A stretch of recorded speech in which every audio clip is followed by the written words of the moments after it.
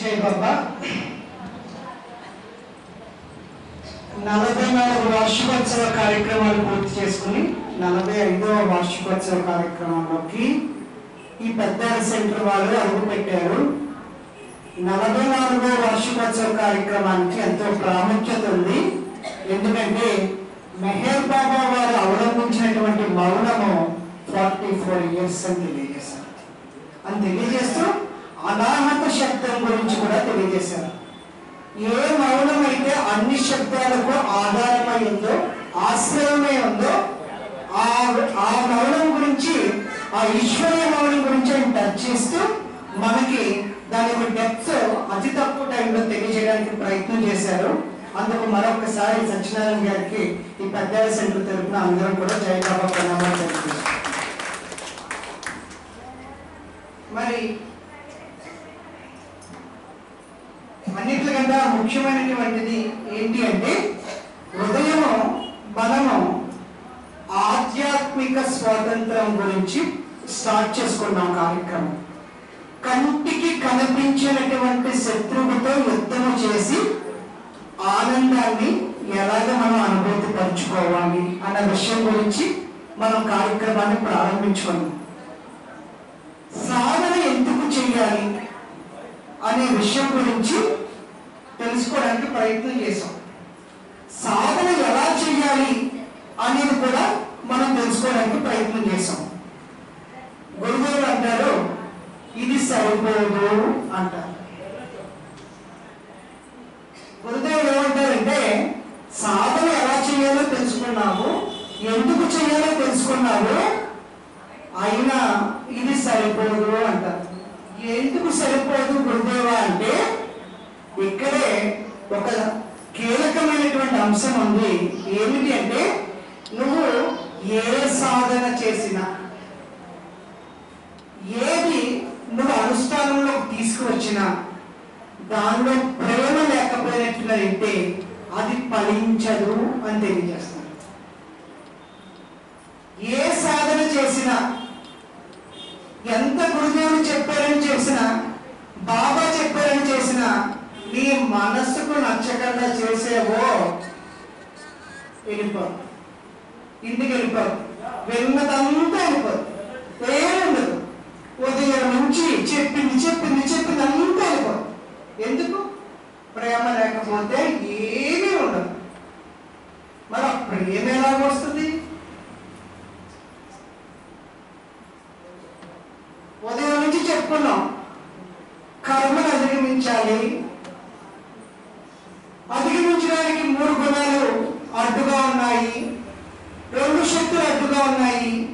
కర్మను అధిగమిస్తే కానీ ఈ జీవితాన్ని, ఈ జీవిత పరమార్థాన్ని, ఈ యొక్క జన్మ రాహిత్యాన్ని మనం పొందలేము అని చెప్పారు. మనం ఎందుకు జన్మించామో తెలియదు, ఎందుకు జీవిస్తున్నామో తెలియదు, ఎలా జన్మ రాహిత్యాన్ని పొందాలో అసలు తెలియడం లేదు. మరి మన జీవితంలో ఎందుకు జన్మించాలి? ఏదో కారణం ఉంటుంది కదా, ఈ జన్మకి ఏదో ముఖ్యమైన కారణం ఉంటుంది కదా. ఎందుకు జన్మించాము? జన్మ రాహిత్యాన్ని ఎలా పొందాలి? గురుదేవులు ఏం చెప్పారంటే మనం ఎందుకు జన్మించామో, ఎందుకు జీవిస్తున్నామో దానికి ఒక బలమైనటువంటి కారణం ఉంది. ఆ కారణం మనం తెలుసుకోవాలి అని చెప్పారు. మనం ఎందుకు జన్మించామో, ఎలా జీవిస్తున్నామో తెలుసుకోవాలి అంటే ముందు ఎలా జీవిస్తున్నామో అని మన దగ్గర నుంచి ప్రారంభించమని చెప్పారు గురుదేవుడు. మనం ఎలా జీవిస్తున్నామంట? శరీరముతో జీవిస్తున్నాము అని అందరూ అంటూ ఉంటాం, కానీ శరీరము ప్రధాన భాగం వహించడం లేదు అని చెప్తారు గురుదేవుడు. శరీరముతో మనం జీవిస్తున్నామని చెప్పినప్పటికీ కూడా ఈ శరీరం యొక్క రిమోట్ ఎవరి దగ్గర ఉందో తెలుసా? నీ మనస్సుపై ఉంది అని చెప్తారు. నీ మనస్సుపైకి ఏమొస్తున్నాయంటే ఆలోచనలు వస్తున్నాయి అని తెలియజేస్తూ ఉంటారు. ఏమొస్తున్నాయండి? ఆలోచనలు వస్తున్నాయంట. దాన్ని సంకల్పము, వికల్పము అంటారు. మనస్సుపైకి ఆలోచన రాగానే ఏం చేస్తామండి మనం?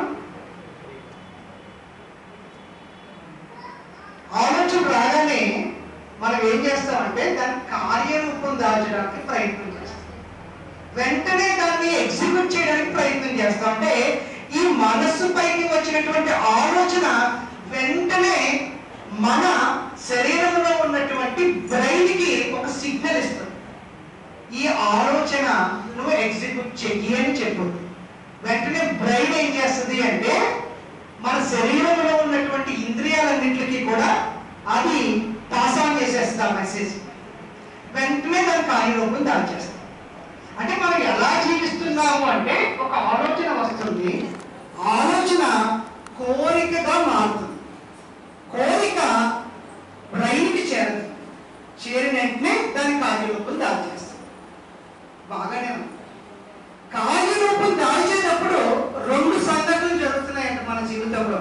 ఒకటి, మనము ఏదైతే కార్యరూపం దాల్చామో ఒక విషయాన్ని, ఆ కార్యరూపం దాల్చేటప్పుడు కొంతమంది ఆ పని సక్రమంగా జరగడానికి సహకరిస్తూ ఉన్నారంట. అంటే మనకి ఒక ఆలోచన వచ్చింది, అది కోరికగా మారింది.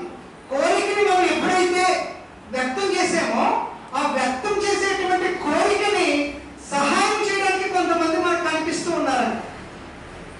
వాళ్ళు సహాయం చేస్తారంట ఆ కోరికని ఎగ్జిక్యూట్ చేయడానికి. అలాగే మరికొంతమంది ఆ కోరికని ఎగ్జిక్యూట్ చేయడానికి అడ్డుపడుతున్నారంట, ఆటంకపడుతున్నారంట. ఇక్కడ రెండు విషయాలు జరుగుతున్నాయి అంటారు గురుదేవ్. ఆలోచన కోరికగా మారి కోరిక బ్రెయిన్ ద్వారా వ్యక్తమయ్యేటప్పుడు సహకరించే వాళ్ళని మనము మిత్రులు అనుకుంటున్నామంట, వ్యతిరేకించే వాళ్ళని విరోధులు అనుకుంటున్నామంట, శత్రువులు అనుకుంటున్నాం. రెండు విషయాలు జరుగుతున్నాయి, మిత్రులు కనిపిస్తున్నారు, శత్రువులు కనిపిస్తున్నారు. ఎప్పుడు నా ఆలోచన కోరికగా మారి కోరికని కార్యరూపం దాల్చేటప్పుడు. ఇప్పుడు మిత్రులు ఉన్నారు, శత్రువులు ఉన్నారు, అక్కడితో అయిపోవడం లేదు. ఏదైతే ఈ కార్యరూపం దాల్చినప్పుడు మిత్రులుగా కనిపించాడో, అడ్డుపడిన వాళ్ళు శత్రువులుగా కనిపించాడో, వీళ్ళు చేసినటువంటి పనులకు సంబంధించినటువంటి రియాక్షన్స్ పదే పదే నా మనస్సు పైకి వచ్చి ప్రింట్ అయిపోతూ ఉన్నాయి. మనస్సు పైకి వచ్చి అదే గుర్తొస్తూ ఉందంట నా మనస్సుపై. ఆ ప్రింట్ అయినటువంటి వాటినే ముద్రలు అని తెలియజేశారు. అంటే మనకి ఒక వ్యక్తి మనం ఒక పని చేస్తుంటే అడ్డుపడుతున్నాడు అనుకోండి, అప్పుడు మన యొక్క అవగాహన ఎలా ఉంటుంది అంటే, నేను గతంలో ఆ వ్యక్తి యొక్క కార్యక్రమానికి అడ్డుపడ్డాను కాబట్టి ఇప్పుడు నాకు ఆ వ్యక్తి అడ్డుపడుతున్నాడు అనేటువంటి ఆలోచన మనకు వస్తుంది. దీన్నే కార్యకారణ సంబంధము అని తెలియజేస్తారు, దీన్నే ఇచ్చి పుచ్చుకోవడము అని తెలియజేస్తారు, దీన్నే గివ్ అండ్ టేక్ అని తెలియజేస్తారు. మన జీవితం ఎలా జీవింపబడుతుంది అంటే ఇచ్చి పుచ్చుకోవడంలోనే జీవింపబడుతుంది. కొంతమంది మనకి ఇస్తున్నారు, కొంతమంది దగ్గర మనం పుచ్చుకుంటున్నాం. మన జీవితం ఎలా జీవింపబడుతుంది? కార్యకారణ సంబంధాల గుణంగానే జీవింపబడుతుంది. ఆ జీవింపబడటంలో కొంతమంది మిత్రులుగా కనిపిస్తున్నారు, కొంతమంది శత్రువులుగా కనిపిస్తున్నారు. ఈ మిత్రులు శత్రువులు చేసినటువంటి పనులన్నీ కూడా నా మనస్సుపై బలంగా ముద్రితమై అవే గుర్తుకొస్తూ అవి ఎలా మారుతున్నాయి అంటే అంతఃకరణగా మారుతున్నాయి అని తెలియజేస్తారు గురుదేవుడు. అంతఃకరణ అంటే ఏమిటి అంటే మన వారు చెప్పారు, అంతఃకరణ అంటే 4 భాగాలు 4 పొరలతో ఉన్నటువంటి ఒక ఫార్మేషన్ లేయర్ అని చెప్పారు.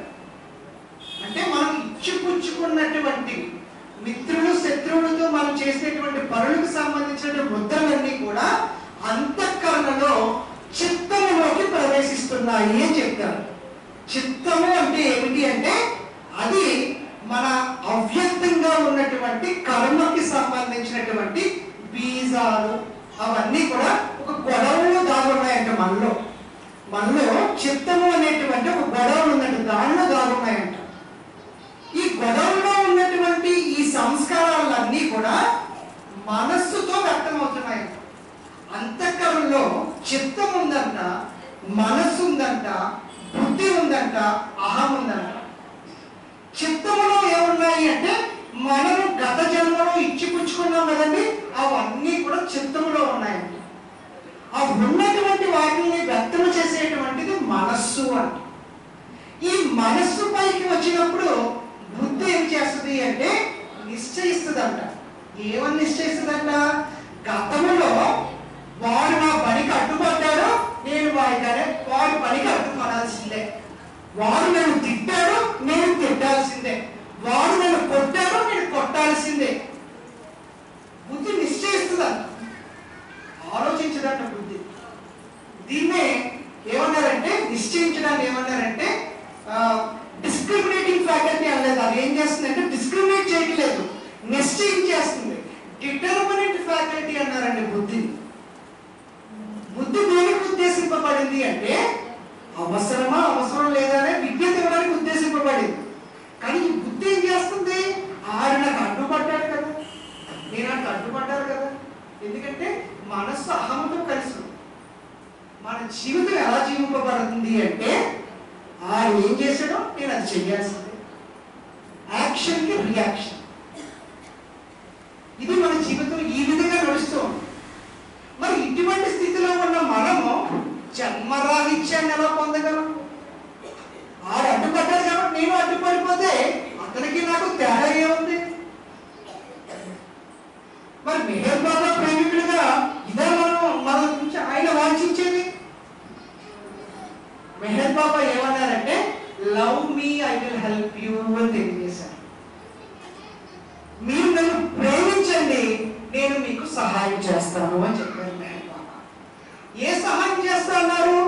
ఏ బుద్ధి అయితే విచక్షణ కోల్పోయి అతను అడ్డుపడ్డాడు కాబట్టి నువ్వు అడ్డుపడేటట్లుగా చేస్తుందో, అతను బాధ పెట్టాడు కాబట్టి నువ్వు బాధ పెట్టేటట్లుగా చేస్తుందో, ఆ బుద్ధి యొక్క వరవడిని మార్చగలిగేటువంటి సహాయం నేను నీకు చేస్తాను.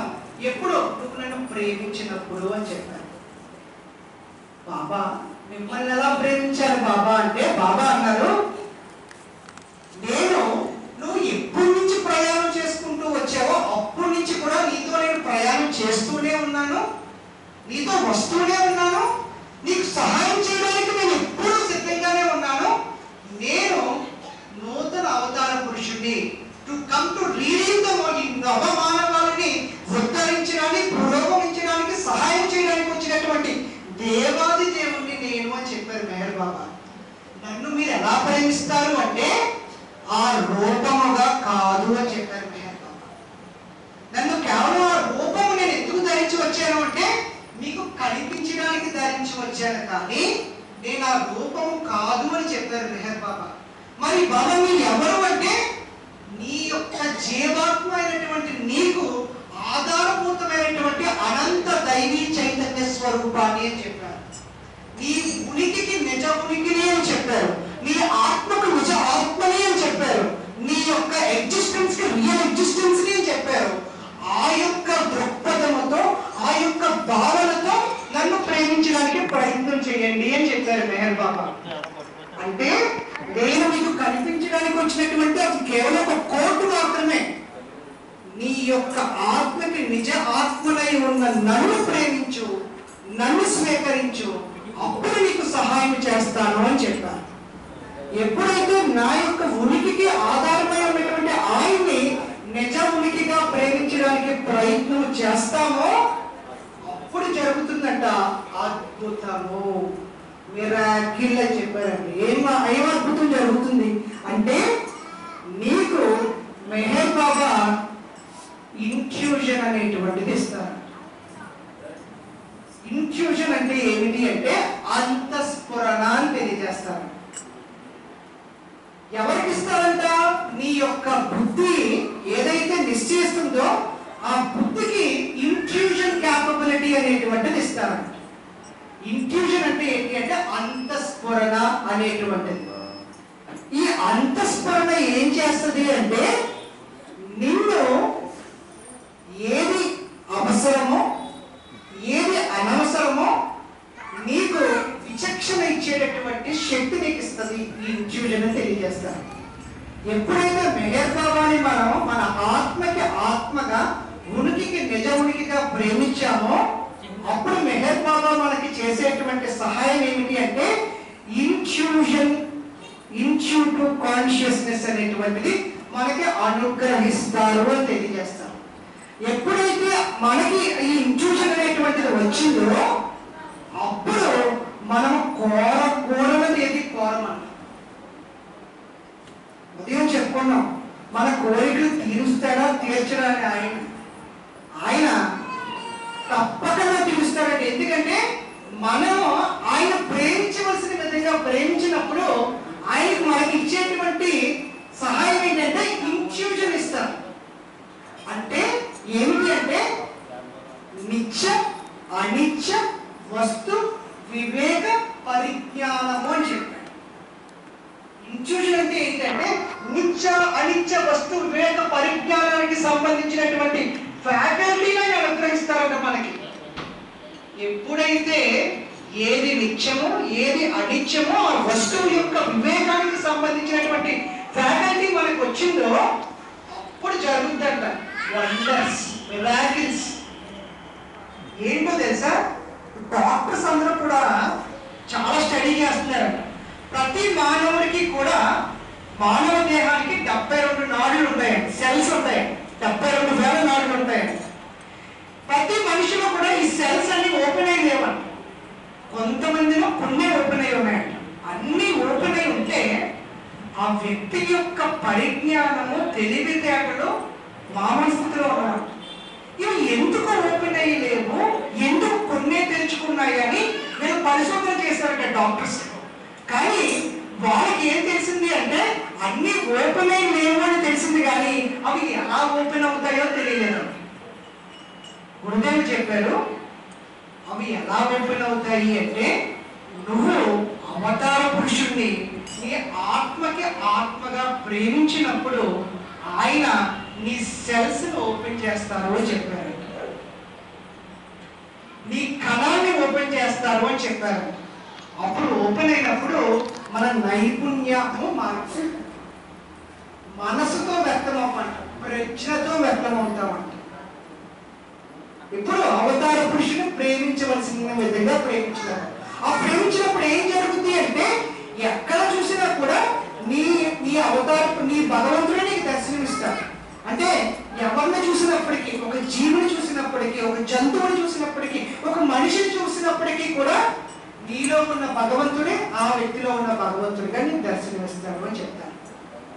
అప్పుడు నువ్వు కోరకూడదు ఏది కోరవంట మెహర్ బాబా. అప్పుడు నీ వాంచే ఆయన వాంచిగా మారుతాడు, నీ ఇచ్చే ఆయన ఇచ్చగా మారుతాడు. అప్పుడు నీవు ఏమి కోరుకున్నా తీరుస్తాడు. ఎందుకంటే నీకు ఆయనకి ద్వంద్వము లేనటువంటి ఏకత్వ సంబంధమైనటువంటి ప్రేమ అక్కడ వ్యక్తమవుతుంది. అప్పుడు సద్గురువులు వచ్చి ఆ ప్రేమని, ఆ ఇంట్యూషన్ ని ఇంట్యూటివ్ కాన్షియస్నెస్ గా వ్యక్తం చేస్తారంట, సహాయం చేస్తారంట. అంటే ఈ యొక్క ఇంట్యూషన్ ని చైతన్యపరం చేస్తారంట సద్గురు. చైతన్యపరం చేసినప్పుడు ఏం జరుగుతుంది అంటే ఎక్కడ చూసినా కూడా నీలో ఉన్న భగవంతుడే వాళ్ళలో కనిపిస్తాడు, నీలో ఉన్నటువంటి నిజస్థితి వాళ్ళలో కనిపిస్తుంది. ఆ నిజస్థితి కాస్త ఆ ఇంట్యూషన్ చైతన్యపరం చేసేటప్పటికి అది ఇల్యూమనైజ్ అవుతా ఉంటుంది. అంటే ఈ యొక్క అంతఃస్ఫురణ కాస్త దివ్య ప్రకాశంగా మారుతాం. ఆ దివ్య ప్రకాశంలోనే మనము ఏది చూసినా కూడా ఆ భగవంతుణ్ణి ఆ ప్రకాశ రూపంలో దర్శిస్తాం. దాన్ని 6వ చైతన్య భూమిక అనుభవం అని చెప్పారంట మెహర్ బాబా వారు.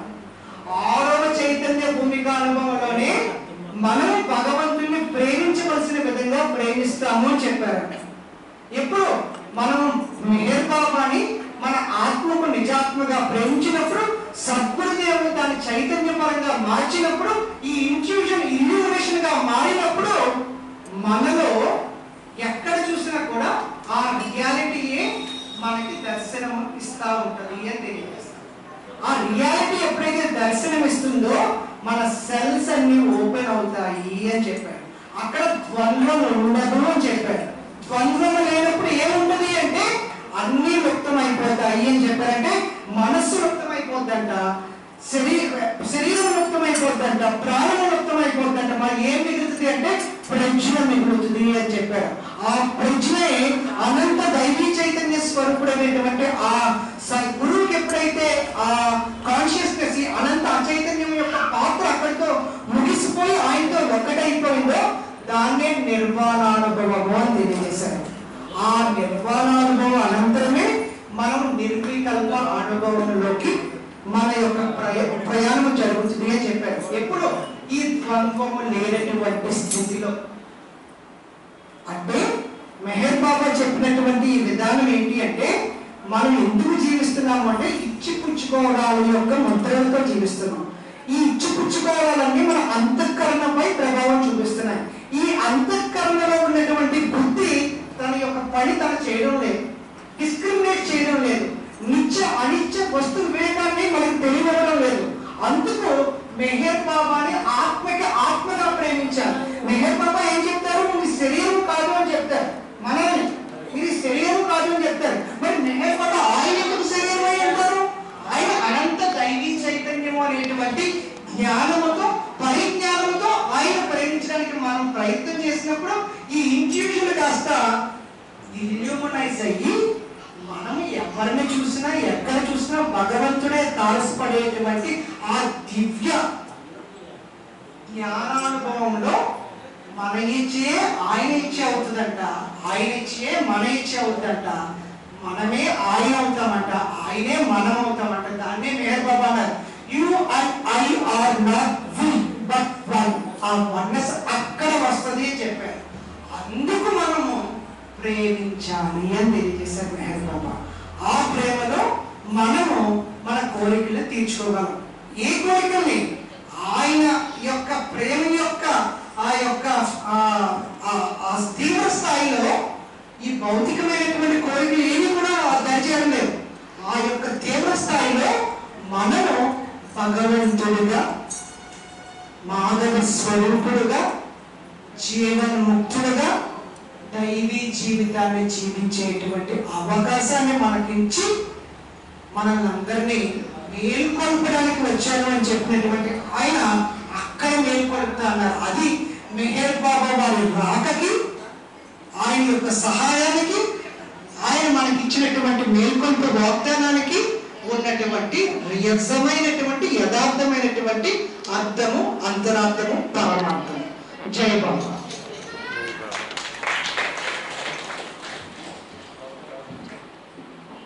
From God may gain